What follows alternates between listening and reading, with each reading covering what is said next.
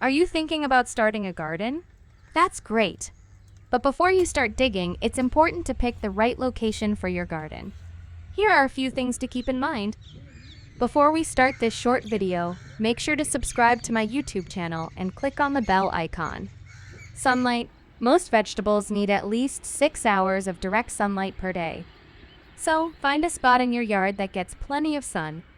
If you live in a shady area, you may need to grow your vegetables in containers or raised beds so that you can position them where they will get more sun. Water. The garden should be located near a water source so that you can easily water your plants.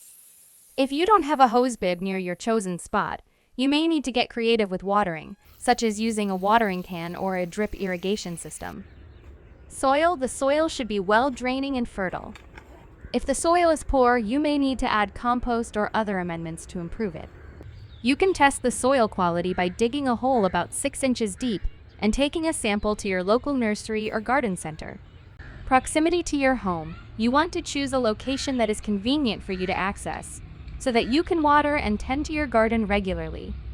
If you have to walk a long way to get to your garden, you're less likely to keep up with it. Animal pests. If you have a problem with animals, such as deer, rabbits, or squirrels, you may need to fence in your garden to protect your plants. Wind. If you live in an area with strong winds, you may need to choose a sheltered location for your garden.